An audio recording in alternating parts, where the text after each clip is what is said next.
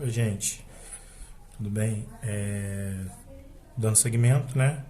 Falei do capítulo 6, vou falar aqui do capítulo 7 agora, tá? Continuando então, tá? Região Centro-Oeste. Vocês estão vendo aí a vastidão do verde, né? Da região Centro-Oeste, tá? E vamos lá, ó. O que você sabe sobre os aspectos naturais da região Centro-Oeste, tá? O que eu sei é que é o solo mais antigo do Brasil, tá? O solo mais antigo. Sei que é uma região que tem bastante. Sei que é a região que concentra o Pantanal, né? Que aliás está sendo destruído nesse momento com fogo. Sei que está no meio do Brasil, que é uma região que sofre os efeitos da continentalidade por causa do distanciamento em relação ao mar. Basicamente é isso, tá?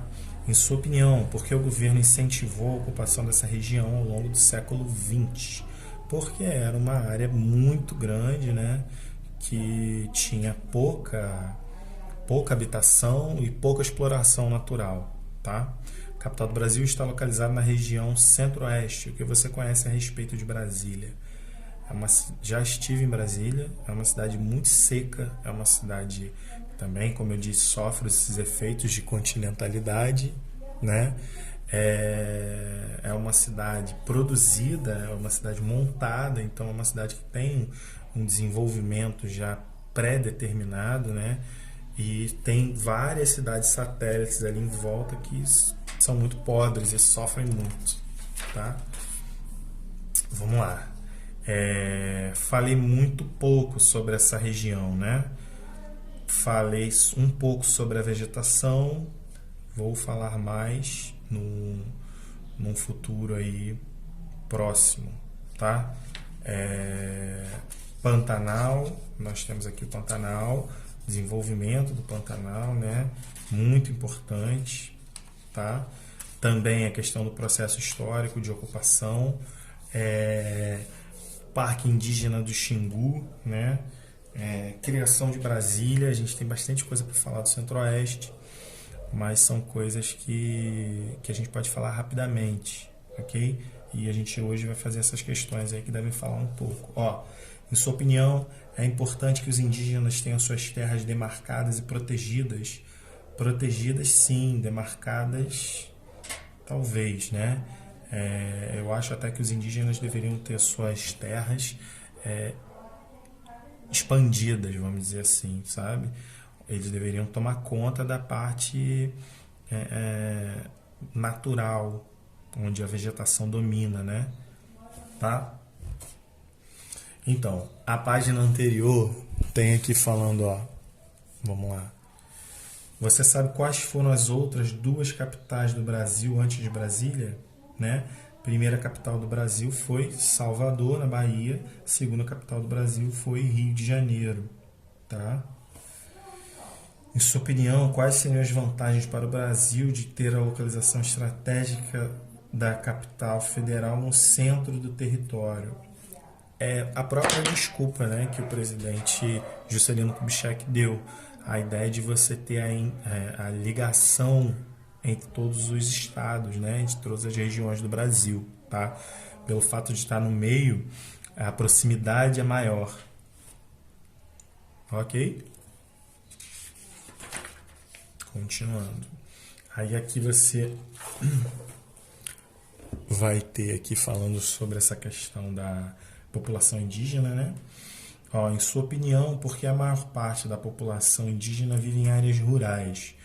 Como eu já falei, né, os índios retiram o seu sustento, retiram a sua cultura toda da natureza, tá?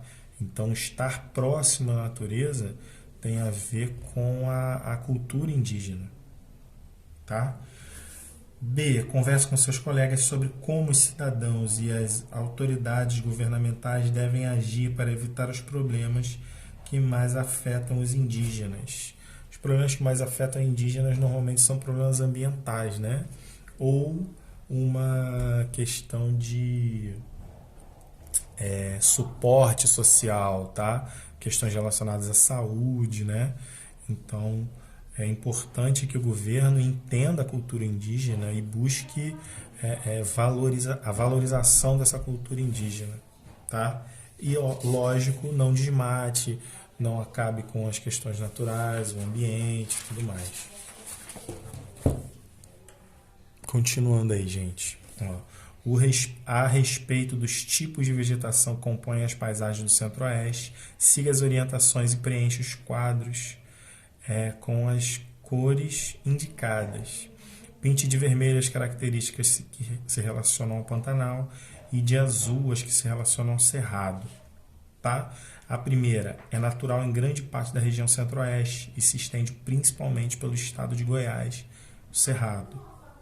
Predomina no sudoeste de Mato Grosso e oeste do estado de Mato Grosso do Sul, o Pantanal.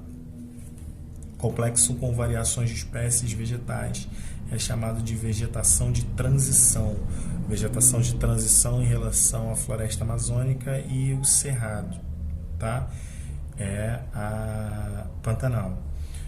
Predomínio de árvores menores com troncos retorcidos e cascas grossas, tá? Inclusive o cerrado ele foi feito para pegar fogo em determinados períodos do ano e ele mesmo controla esse fogo.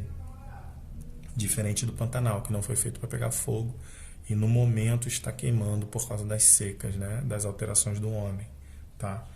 Eu vi hoje no jornal que 25% do bioma Pantanal já foi destruído, provavelmente sem volta. Qual a importância da preservação das nascentes dos rios que se localizam no Pantanal e Chapadas? Nessas áreas localizam-se muitas nascentes de rios que drenam a maior parte da bacia hidrográfica do Brasil. Se essas nascentes não forem preservadas, as vidas dos rios vão estar comprometidas, lógico, né? A nascente do rio mantém a saúde do rio.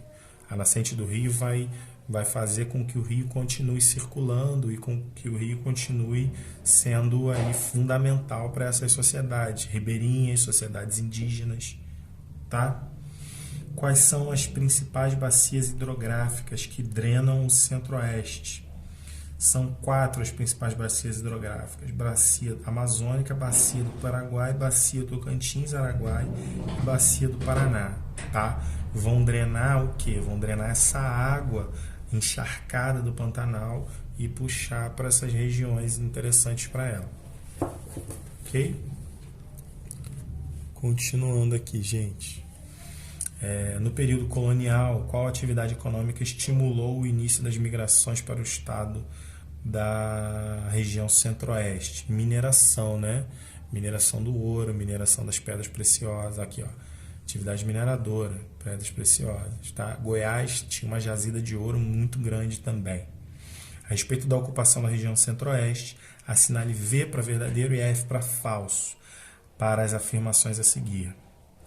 Em meados do século XX, o crescimento populacional da região Centro-Oeste pode ser explicado pelo crescimento natural da população e pelas migrações, correto? Migrações principalmente.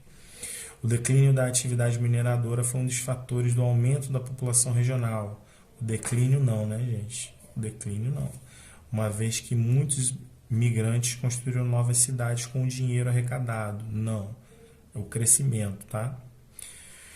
A construção de Brasília e a expansão da fronteira agrícola não impactaram o crescimento demográfico da região, uma vez que foi resultado da falta de planejamento e investimento do governo. Também não. A construção de Brasília fez muita diferença na região, tá? É possível afirmar que Brasília atraiu muitos imigrantes e funcionários para cargos públicos do governo federal, correto? Em seus domínios, o índio não conhece limites, não existe limitação de propriedade. Dentro da comunidade, a terra é de todos, de modo que um índio pode usufruir individualmente dos benefícios da terra que está ocupando, mas não é seu proprietário. Se um ano ele faz uma roça num determinado lugar e no ano seguinte não a ocupa, qualquer outro índio poderá ocupá-la. O produto da roça é dele, mas a terra não. A terra é de todos, tá? Segundo o texto, qual é a relação do indígena com a terra? Em sua opinião, em que ela difere da maneira como a nossa sociedade geralmente lida com a terra, né? Converse com os colegas e registre sua conclusão. Enfim, o índio ele tem uma relação com a terra muito mais natural, né? A gente tem uma relação econômica com a terra. A gente lida com a terra e imagina que ela é nossa, que ela é nossa propriedade. O índio não. Ele já enxerga a terra como algo aberto ao uso de todos, tá? Não só de todos os seres humanos, mas de todos os animais, a renovação da própria terra, ok? Não vê como uma propriedade privada. O livro segue falando sobre a questão dos aspectos econômicos, né, que a gente ainda vai conversar na próxima aula. Agropecuária, extrativismo, mudanças da terra para a criação, tá? Então, quais são as principais atividades extrativistas do Centro-Oeste? De que maneira elas são relacionadas ao processo histórico de povoamento?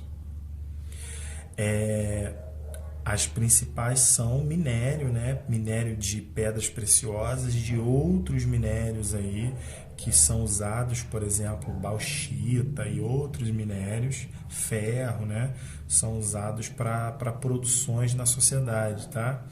E como esse processo histórico de povoamento, porque a observação desses minérios e dessas pedras preciosas no Centro-Oeste fizeram com que grande parte da população de outras regiões do Brasil fosse para lá para ocupar aquela região para conseguir algum dinheiro também. Tá? 2. Explique quais são as razões para o avanço da produção agroindustrial na região Centro-Oeste. Tá? As agroindústrias estão vinculadas à produção da agropecuária, lógico, né? E ao longo do avanço das regiões, a gente vai tendo máquinas, né, sendo adicionadas a essa produção, e uma produção, como lá nós temos regiões muito planas, nós vamos ter a possibilidade de uma produção muito expressiva no Brasil, tá? O Centro-Oeste hoje é um dos lugares que mais recebe essa questão de financiamento, investimento tecnológico e por isso mais produz, tá? Ele recebe infraestrutura e ele produz muito. 3. Observe a tabela a seguir. O Centro-Oeste e essa participação das indústrias, tá? O Centro-Oeste se destaca muito nessa questão de agropecuária, tá? Até mesmo as agroindústrias, né? A produção industrial para a produção pecuária, tá?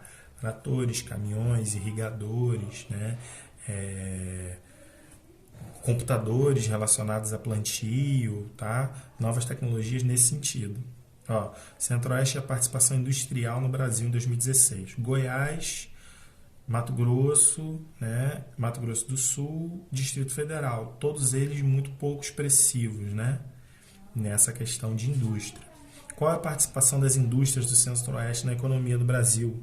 Qual é o principal setor da economia que promove o desenvolvimento da região? Tá? A participação é muito baixa. Normalmente, esse tipo de produção e essa participação industrial é voltado para a produção agropecuária, que, aliás, é o principal setor da economia da região sudeste. Tá? Produção de animais, produção de plantas, né? Bens alimentícios, assim, é uma produção muito alta. Tá?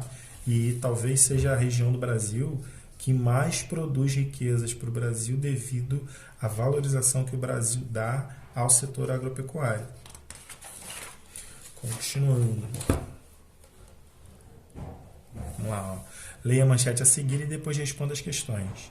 Em 30 anos, o Cerrado brasileiro pode ter a maior extinção de plantas da história, diz o estudo. 30 anos, o que pode acontecer com o Cerrado? Quais são as consequências, né? Então, o Cerrado pode ter extinção de plantas, ou seja, por causa da grande devastação que está acontecendo no Cerrado, as plantas vão se extinguir, vão acabar, nunca mais vão existir, tá? Porque existem plantas que só conseguem sobreviver nesse bioma aqui, no Cerrado, B. Você concorda com a projeção sobre a extinção de plantas? Tá? Você concorda que pode haver isso? Você concorda que não? Você acha que essas plantas nunca vão deixar de existir? Eu acho, gente, que do jeito que o Brasil está fazendo, do jeito que a gente tem destruído, né, essas plantas e a questão vegetal em todo o Brasil, não só o Cerrado vai extinguir algumas plantas, mas o Pantanal vai se extinguir totalmente. Como eu disse para vocês, 25% do Pantanal não existe mais hoje, tá? Dia 16/9/2020, o Pantanal está queimando. E se continuar assim, o Pantanal vai deixar de existir, ok? E no Pantanal, milhares de espécies diferentes de planta, milhares de espécies diferentes de animais, né? Entre eles insetos, fungos, bactérias, que são importantes para o planeta, também vão deixar de existir, tá? 5. A imagem abaixo mostra uma atividade muito praticada no Pantanal. Observe e depois responda as questões. Qual é a atividade representada na imagem? A criação de bovinos, né? Ou pecuária. Tá? Quais são os principais problemas ambientais causados pela expansão dessa atividade? Então, para você expandir isso aqui, você precisa de mais pasto, né? Porque o boi precisa comer mais. Então, você começa a desmatar as áreas no entorno para poder o boi comer mais e produzir mais pasto, tá? Além disso, a gente vai ter, com a questão do desmatamento, a gente vai ter as queimadas, né? A gente vai ter a extinção de plantas, tá? E a proliferação, né? O aumento da atividade pecuária vai gerando, através dos hormônios e da urina do animal, vai gerando a poluição nos rios, tá? Eu acho que essa poluição de rios aqui, o livro nem está querendo falar disso aqui, mas é um ponto importante que a gente tem que levar em consideração. E, por último, né, sempre essa página aí no final, mas aqui nós ainda temos alguma coisa. Ó, a região centro-oeste faz fronteira com países da América do Sul e também com as regiões sudeste, nordeste, sul e norte. Os estados de Goiás, Mato Grosso e Mato Grosso do Sul compõem a região centro-oeste. Tá? A região abriga formações vegetais como o Pantanal, o Cerrado e a Floresta Amazônica. Nessa região localizam-se importantes bacias hidrográficas, como a do Paraguai e a do Tocantins-Araguaia. A construção da capital Brasília e a modernização do campo estimulam o crescimento de novas cidades e foram fatores importantes para o avanço populacional e econômico. A atividade agropecuária, como a produção de soja e carne bovina, faz da região centro-oeste importante polo exportador reconhecido mundialmente. Tá bom? Gente, a continuação do capítulo a gente vai fazer e vai corrigir depois, ok? Por enquanto é só isso mesmo. Você já tem bastante coisa para revisar, corrigir, entender, tá bom? Valeu, gente. Tchau, tchau, um abraço. Fui.